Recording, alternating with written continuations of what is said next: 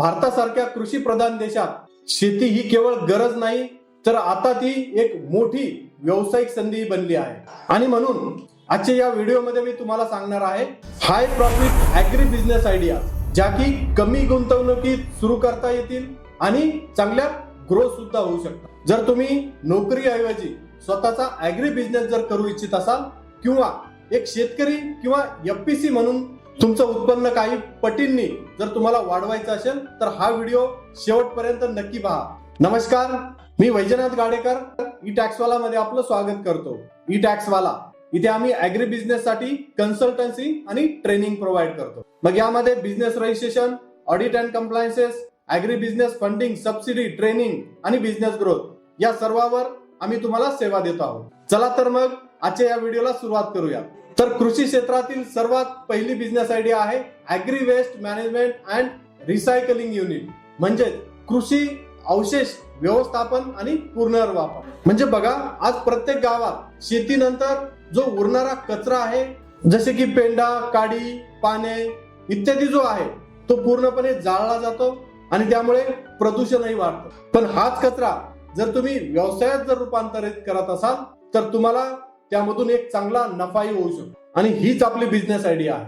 म्हणजे crop waste पासून biofuel, organic manure किंवा कॅटल फीड इत्यादी असं तुम्ही तयार करू शकता. आणि विशेष म्हणजे सरकार वेस्ट टू वेल्थ या मिशन अंतर्गत अशा युनिटसाठी चांगली फंडिंगही देते आहे. तर जरूर या ॲग्री वेस्ट मॅनेजमेंट आणि रिसायकलिंग या बिझनेसचा तुम्ही विचार करू शकता आणि चांगला नफा कमवू शकता. पुढची बिझनेस आयडिया आहे मायक्रो ग्रीन्स शेती. मायक्रो ग्रीन्स म्हणजे झाडांचे अंकुर, आकाराने छोटे पण पोषणाने भरलेले. हे जे झाडांचे अंकुर आहे म्हणजे मायक्रो ग्रीन्स आहे, ते हॉटेल, कॅफेज किंवा काही फिटनेस सेंटर आणि ऑनलाईन फूड ब्रँड्स यांची यासाठी मोठी मागणी असते. ही शेती तुम्ही तुमच्या पॉली हाऊस मध्ये किंवा तुमच्या इव्हन बाल्कनी मध्ये सुद्धा सुरू करू शकता. म्हणजे बघा, एकदम कमीत कमी गुंतवणुकीत तुम्ही याच्यामध्ये 60 ते 80% पर्यंत प्रॉफिट मार्जिन तुम्ही कमवू शकता. तर असा हा खूप हाय मार्जिन असलेला मायक्रो ग्रीन्सचा बिझनेस आहे. तर म्हणून नक्की तुम्ही या बिझनेसचा विचार करा. पुढचा बिझनेस आहे बियाणे प्रक्रिया उद्योग. बघा, शुद्ध आणि उच्च दर्जाचे जे बियाणे आहेत, त्याची जी मागणी आहे ती मार्केटमध्ये नेहमीच तेजीत असते. आणि म्हणून तुम्ही जे तुमचे स्थानिक शेतकरी आहे त्यांच्याकडून ते बियाणं खरेदी करून त्याची योग्य अशी सॉर्टिंग, ग्रेडिंग आणि पॅकेजिंग करून आणि त्यानंतर तुमच्या ब्रँडिंग मध्ये याचं जर तुम्ही सेल करू शकत असाल, तर हा एक तुमच्यासाठी खूप चांगला प्रॉफिटेबल असा बिझनेस होऊ शकतो. या बिझनेससाठी तुम्हाला NABL ही जी प्रयोगशाळा आहे, तर या प्रयोगशाळेचं सर्टिफिकेशन तुम्हाला घेणं आवश्यक आहे. त्यानंतर तुम्ही तुमची स्वतःच्या नावाने ब्रँडिंग करू शकता. याच्यामध्ये जर काही एक्झाम्पल जर बघायचं झालं, तर जसं किसान बीज आहे, ग्रीन ग्रो सीड्स आहे, तुम्ही बघू शकता. आणि खूप कमीत कमी खर्चामध्ये सुद्धा, म्हणजे छोट्या लेवल पासून एकदम हायेस्ट लेवल मध्ये सुद्धा याच्यामध्ये तुम्ही बिझनेस सुरू करू शकता. पुढची जी बिझनेस आयडिया आहे करार शेती, म्हणजे कॉन्ट्रॅक्ट फार्मिंग.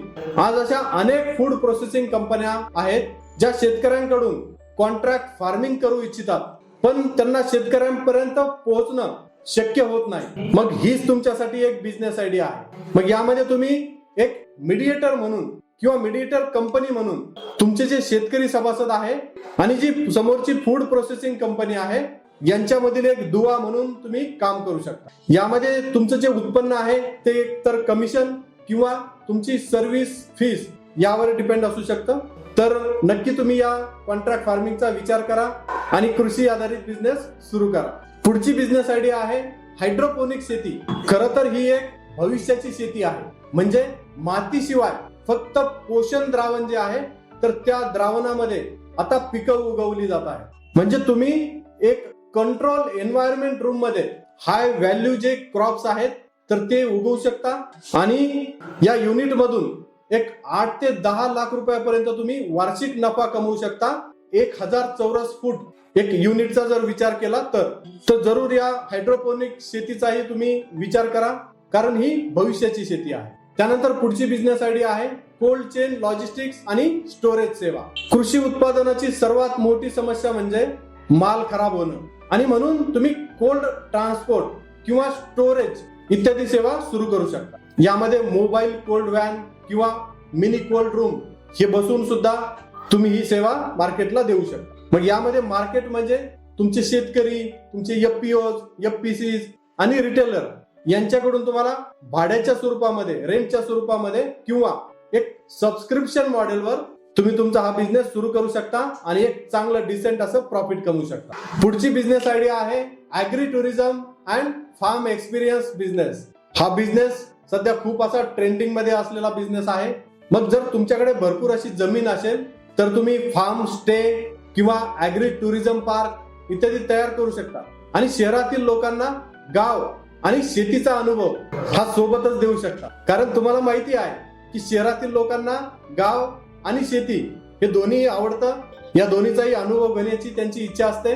तर हे जर परफेक्ट कॉम्बिनेशन असं जर तुम्ही करत असाल तर हा बिझनेस एक सक्सेसफुल बिझनेस म्हणून तुमचा होऊ शकतो. मग या बिझनेस मध्ये तुम्ही काही ऑर्गॅनिक फूड, काही फार्म वॉक्स म्हणजे शेतात फिरणं किंवा काही वर्कशॉप्स आणि तुमच्या एरियामधील जे स्थानिक उत्पादन आहे तर तेही सेल करू शकता आणि चांगली कमाई करू शकता. महाराष्ट्र, केरळ, गोवा अशा राज्यात हा जो व्यवसाय आहे तो खूप झपाट्याने वाढतो आहे. शेती क्षेत्रामध्ये व्यवसायाची एक पुढची बिझनेस आयडिया आहे औषधी आणि सुगंधी वनस्पती शेती. अश्वगंधा, स्टेविया, अलोवेरा, तुलसी, सर्पगंधा या ज्या औषधी आहे या औषधींची मागणी वर्षानुवर्षे वाढते आहे आणि वाढतच राहणार आहे. आणि यासाठी ज्या काही फार्मा कंपन्या आहेत त्या फार्मा कंपन्या कॉन्ट्रॅक्ट फार्मिंग साठी सुद्धा तयार आहेत. ही जी शेती आहे म्हणजे औषधी आणि सुगंधी वनस्पती शेती, तर ही शेती दीर्घकाळ टिकणारी आणि एक स्टेबल असा प्रॉफिट देणारी ही शेती आपण म्हणू शकतो.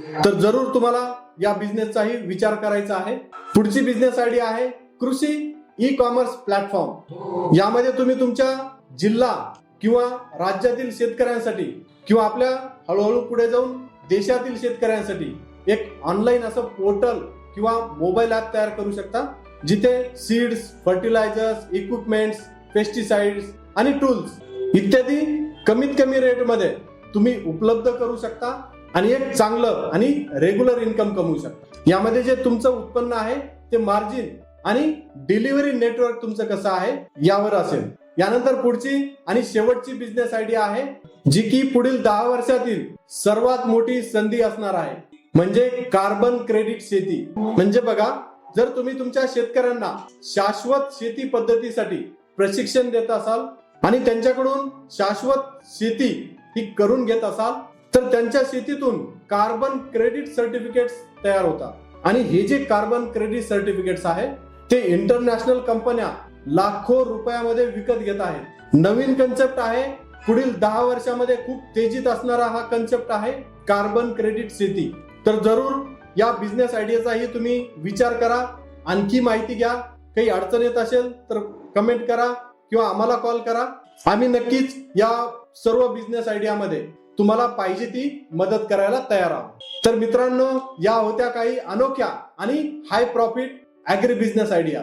पण या आयडियापैकी तुम्हाला कोणती आयडिया सर्वाधिक आवडली आहे मला तुमच्याकडून ऐकायला आवडेल. त्यासाठी खाली कमेंट करा तुमची आवडती बिझनेस आयडिया आणि तो बिझनेस सुरू करण्यामध्ये तुम्हाला कुठे अडचण येते आहे. व्हिडिओ आवडला असेल तर नक्की लाईक करा आणि तुमच्या मित्रासोबत किंवा ज्यांना कृषी व्यवसाय सुरू करण्याची इच्छा आहे अशांसोबत हा व्हिडिओ नक्की शेअर करा. आणि अशाच प्रकारे कृषी उद्योगाविषयी रेग्युलर माहितीसाठी आपल्या या चॅनलला सबस्क्राईब करा. धन्यवाद.